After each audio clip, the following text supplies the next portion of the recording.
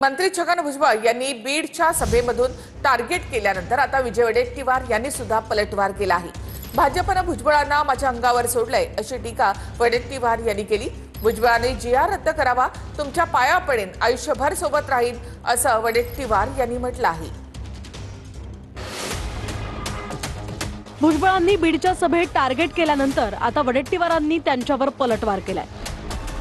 नागपूरच्या मोर्चानंतर भाजपच्या पायाखालची वाळू सरकली आहे, त्यामुळे भुजबळांना माझ्या अंगावर सोडलंय असा पलटवार वडेट्टीवारांनी केला।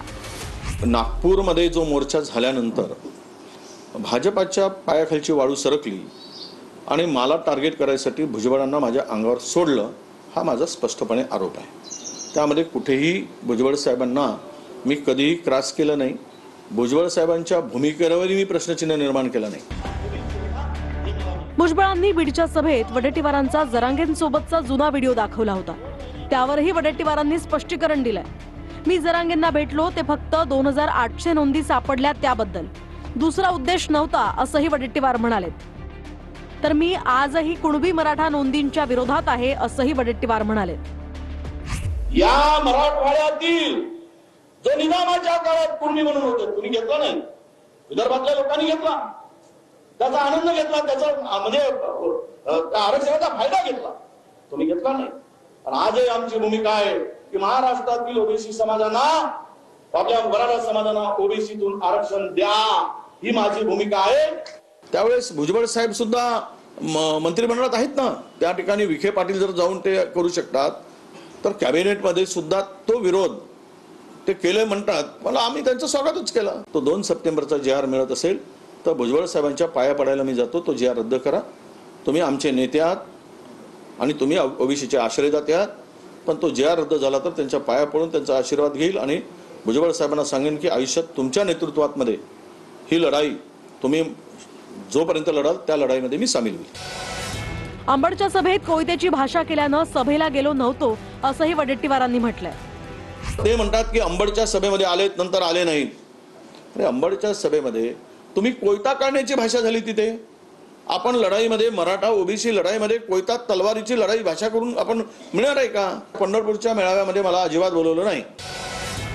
एकंदरीतच बीडच्या सभेनंतर वडेट्टीवार आणि भुजबळ या 2 ओबीसी नेत्यांमध्ये चांगलंच वाजलंय। तर जीआर कडून विखेंनी विखार लावला अशी टीका भुजबळांनी केली। यावर कायद्याच्या चौकटीमध्ये निर्णय झाला असून भुजबळांना समजावून सांगणार असं उत्तर विखेंनी दिलं। तर विखे पाटलांच्या निर्णयाला सरकारची मान्यता असल्याचं महाजन यांनी म्हटलंय। एका मोठ्या नेत्यानं मला फोन केला विरोधी पक्षाच्या की आम्ही जरांगेला त्या दरिंदेला भेटायला गेलो तर तुम्ही आमच्यावर टीका करता आणि तुमचे हे विखे पाटील कारण नसताना परत परत जातायत, तेव्हा तुम्ही का गप्प बसतात? मला त्यांना सांगायचं आम्ही त्यांना सुद्धा सोडणार नाही, गप्प बसणार नाही। तो विखे कसा काय आला? विखे आला आणि सगळ्या महाराष्ट्रामध्ये विखार पसरवून गेला। एक दिवस असा येईल की आमचा हा गोर गरीब ओबीसी भटका हा सुद्धा पालखीत बसेल आणि तुम्हाला सतरंजा उठवायला लावल्याशिवाय राहणार नाही। माननीय मुख्यमंत्री महोदयांनी हे पहिल्यापासून स्पष्ट केलंय की आमच्या डीएनए मध्येच ओबीसी आहे आणि त्यामुळे त्याला कुठे धक्का लावण्याचा प्रयत्न कधीच झाला नाही, यापूर्वी झाला नाही आणि उद्या करण्याचं कारण नाही आहे।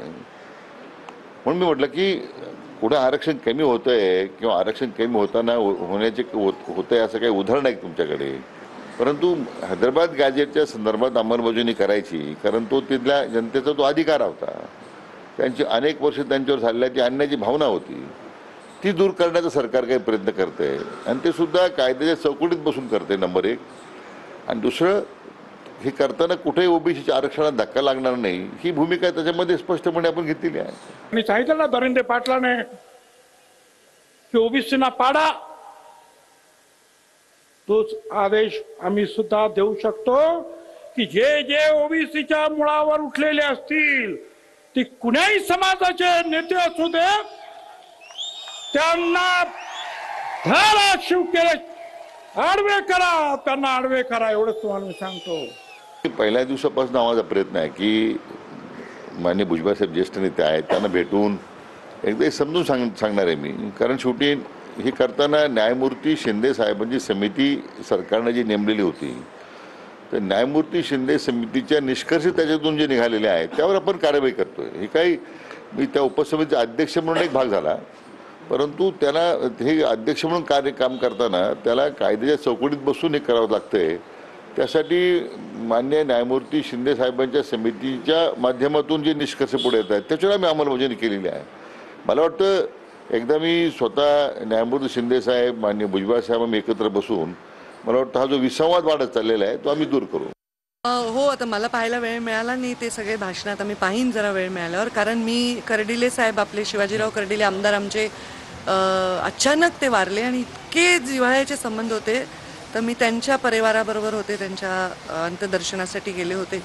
पण आता हे होणारच आहे, तर मला वाटतं भुजबळ साहेबांनी पूर्वी असे मेळावे केले होते आणि त्यांची बाजू त्या मेळाव्यातनं त्यांनी मांडली असावी.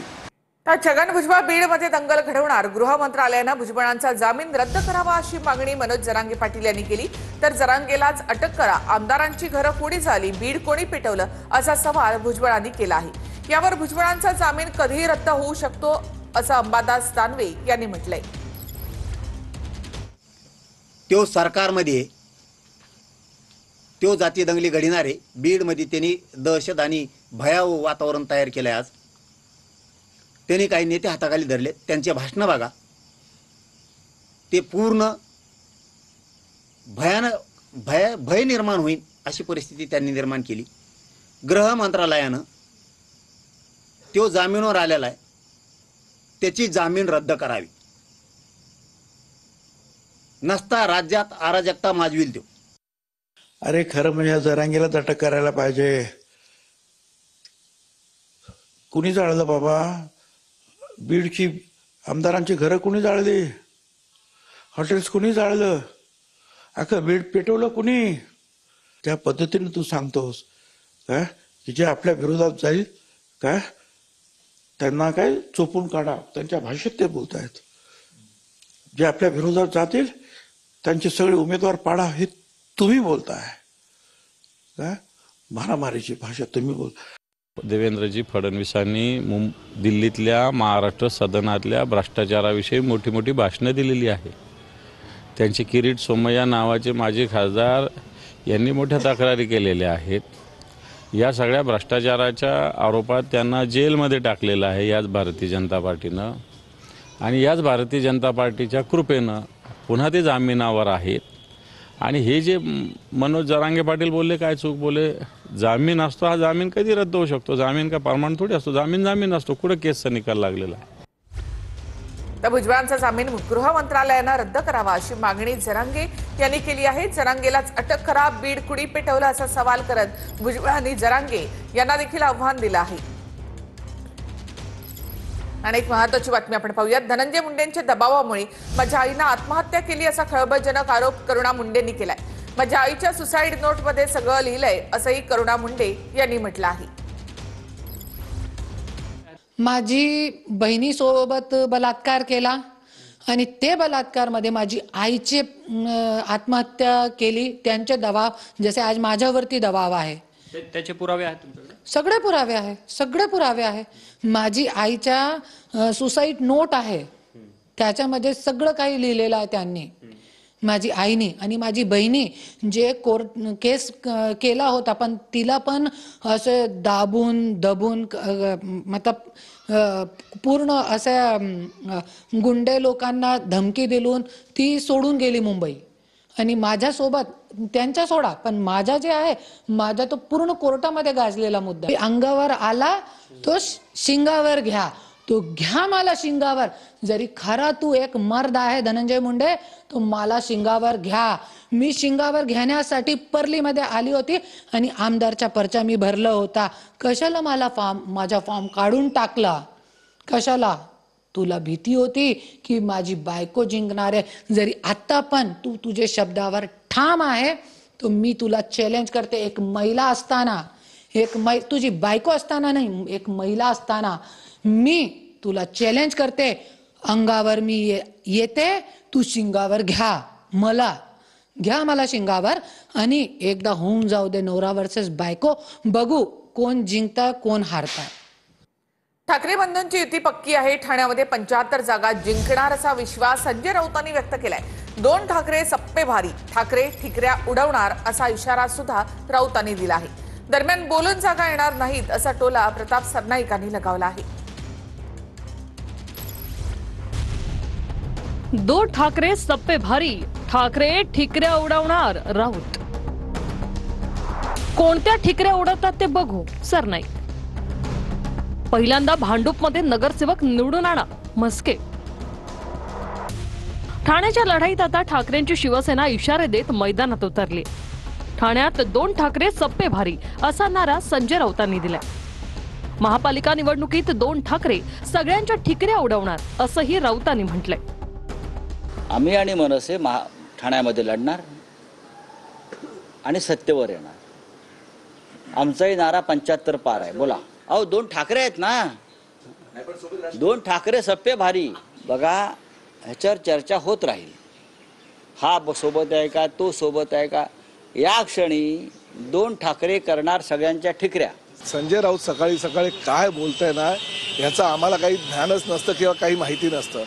हो बोलून फक्त जागा येतात का, बोलून वल्गना करणं आणि प्रत्यक्षात काम करणं. खरं तर संजय राऊतांच्या ह्या सकाळच्या भोंग्यामुळे त्यांच्या जागा कमी होणार आहे एवढं मात्र नक्की. त्यांची ऐपत नाही. आपण राहतो त्या भांडूप गावात प्रथम शिवसेनेचा नगरसेवक निवडून आणून दाखवा आणि नंतर ठाण्यात 75ची भाषा करा. ठाण्यात दोन्ही ठाकरे एकत्र लढणार असल्याची घोषणाच राऊतांनी केली. राऊतांच्या या दाव्यावर श्रीकांत शिंदेंनीही प्रत्युत्तर दिले. तर राऊतांच्या मदतीला मनसेचे अविनाश जाधवही धावून आले. मुंबई MMR रिजन असेल किंवा महाराष्ट्र असेल, मॅक्झिमम ठिकाणी जे आहे हे महायुतीचे जे आहे हे महापौर बसतील, नगराध्यक्ष बसतील. त्यांचा जो दावा एवढा कॉन्फिडन्स, आता थोडे दिवस जाऊ द्या ना. कॉन्फिडन्स त्यांना विधानसभेमध्ये पण होता की जर EVMचा घोटाळा झाला नाही तर संजय राऊतांनी जो काही 75 के पारचा जो आकडा काढलाय तो शिवसैनिक, महाराष्ट्र सैनिक आणि राष्ट्रवादी शरदचंद्र पवार गटाची आमची टीम असे सगळे मिळून आम्ही तो 75चा आकडा क्रॉस करू. राऊत साहेब जे आहेत ते दरवेळेला जे बोलतात त्याच्या नेमकं उलटं होत असतं. विधानसभेचं तर म्हणजे मुख्यमंत्र्यांचं फक्त नाव डिक्लेअर व्हायचं राहिलं होतं अशी परिस्थिती होती आणि दुसरीकडे भाजपचे 137 आमदार निवडून आले. त्याच्यामुळे त्यांनी असं बोलत राहावं, त्याच्या उलटं नेमकं निश्चितपणे घडत राहणार आहे. मतदार याद्यांमधील घोळासंदर्भात चौकशी करण्याचे आदेश मुख्य निवडणूक अधिकारी चोकलिंगम यांनी दिले. विरोधी पक्षांनी समोर आणलेले मतदार यादीतील घोळ तपासण्याचे आदेश देण्यात आले. चौकशी करून अहवाल सर्व जिल्हाधिकाऱ्यांना सादर करा असे आदेशही देण्यात आले. जिल्हाधिकाऱ्यांकडून अहवाल आल्यानंतर नेत्यांना त्याची प्रत दिली जाणार आहे.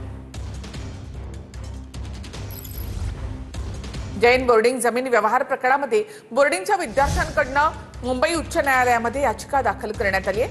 या याचिकेवर 13 नोव्हेंबरला सुनावणी होणार आहे.